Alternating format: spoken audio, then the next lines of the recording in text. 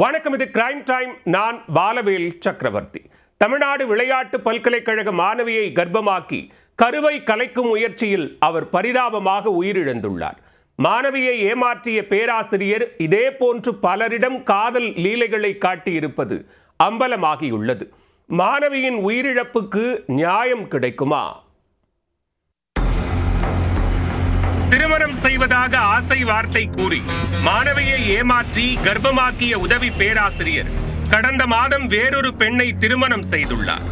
காவல்துறையில் உதவி ஆய்வாளராக பணியாற்றுவது போன்று போலியான அடையாள அட்டையை வைத்து கெத்து காட்டியவர் கம்பி எண்ணுவது ஏன்?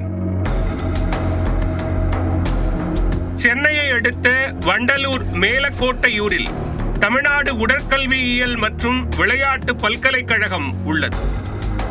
இங்கு ராஜேஷ்குமார் என்பவர் உதவி பேராசிரியராக பணிபுரிந்து வருகிறார். 45 வயதான ராஜேஷ்குமாருக்கு கடந்த மாதம்தான் திருமணம் நடந்துள்ளது. வயது கடந்து திருமணம் செய்த ராஜேஷ்குமார் அதற்கு முன்னதாக ஏராளமான பெண்களின் வாழ்க்கையில் விளையாடியது போலீஸ் விசாரணையில் தெரிய வந்துள்ளது.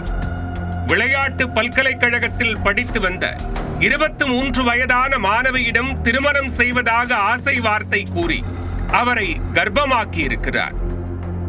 அந்த கர்ப்பத்தை கலைக்க சென்னை OMR சாலை படூரில் உள்ள ஒரு தனியார் மருத்துவமனைக்கு அழைத்துச் சென்று கருக்கலைப்பு செய்துள்ளார்.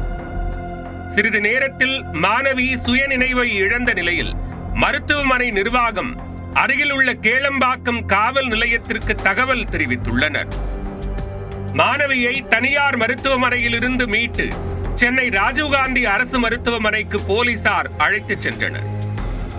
அங்கு தீவிர சிகிச்சை பிரிவில் அனுமதிக்கப்பட்டிருந்த மாணவி நேற்று இரவில் பரிதாபமாக உயிரிழந்து விட்டார். மாணவியின் தந்தை அளித்த புகாரின் அடிப்படையில் வழக்கு பதிவு செய்த போலீசார் உதவி பேராசிரியர் ராஜேஷ்குமாரை கைது செய்துள்ளனர். இதனிடையே உயிரிழந்த மாணவியும் ராஜேஷ்குமாரும் செல்போனில் பேசிய ஆடியோக்கள் சமூக வலைதளங்களில் வெளியாகி பரபரப்பையும் ஏற்படுத்தின. எனக்கு உங்ககிட்ட எதுவும் தேவையில்லை, சரியா? நீங்க சாக்கடை கூட எல்லாம் பேசணும் எனக்கு அவசியம் கிடையாது, சரியா? பிளாக்மெயில் பண்ணுவேன், அங்க போவேன் இங்க போவேன் சொல்லுங்க. என்ன பிளாக்மெயில் பண்ண? எனக்கு நான் பிளாக்மெயில் அவசியமே கிடையாது. எனக்கு வெத்த கிடையாது. சொல்றது எனக்கு யாருமே தேவை கிடையாதுமா.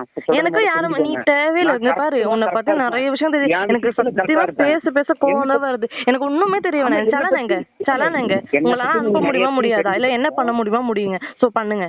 எனக்கு உங்ககிட்ட பேச வேண்டாம். எனக்கு பேச வேண்டாம். இங்க பாரு, உங்க ஜெனி கால் பண்றேன். எனக்கு பேசவே வேண்டாங்க. எனக்கு பேசவே வேண்டாம். என்கிட்ட பேசாதீங்க. ராஜேஷ்குமார் குறித்து போலீசார் விசாரணை மேற்கொண்டதில் அதிர வைக்கும் பல திடுக்கிடும் தகவல்கள் வெளியாகி உள்ளன. நாமக்கல் மாவட்டத்தைச் சேர்ந்த ராஜேஷ்குமார் பல்கலைக்கழகத்தை ஒட்டியுள்ள காவலர் குடியிருப்பில் வசித்து வந்துள்ளார். இவரது அக்கா சேலம் சரக DIG அலுவலகத்தில் உதவி ஆய்வாளராக இருக்கும் நிலையில் அவரது அடையாள அட்டையை பயன்படுத்தி போலி அடையாள அட்டையை தயாரித்திருக்கிறார் ராஜேஷ்குமார். மேலும் தனது வாகனத்தில் போலீஸ் என எழுதியும் வலம் வந்திருக்கிறார். விளையாட்டு பல்கலைக்கழகத்திற்கு படிக்க வரும் மாணவிகள் பலருக்கு ராஜேஷ்குமார் பாலியல் தொல்லை கொடுத்திருப்பதாக போலீசார் தெரிவித்துள்ளனர். மேலும் தான் குடியிருக்கும் வீட்டிற்கு அருகில் வசிக்கும் பெண்களுக்கு பாலியல் தொல்லை கொடுத்திருப்பதும், இது குறித்து அவரது கணவர் பல்கலைக்கழக துணைவேந்தருக்கு புகார் அனுப்பிய தகவலும் வெளியாகியுள்ளன. மேலும் ஒரு கேரள மாணவிக்கு பாலியல் தொல்லை கொடுக்க அவர் பல்கலைக்கழக கமிட்டியில் புகார் கொடுத்திருக்கிறார்.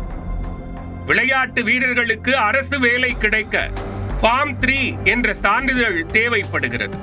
அந்த சான்றிதழ் கொடுக்கும் அதிகாரம் ராஜேஷ்குமாருக்கு இருப்பதால் இவருக்கு எதிராக பாதிக்கப்பட்ட மாணவிகள் புகார் கொடுக்க தயங்குவதாக கூறப்படுகிறது.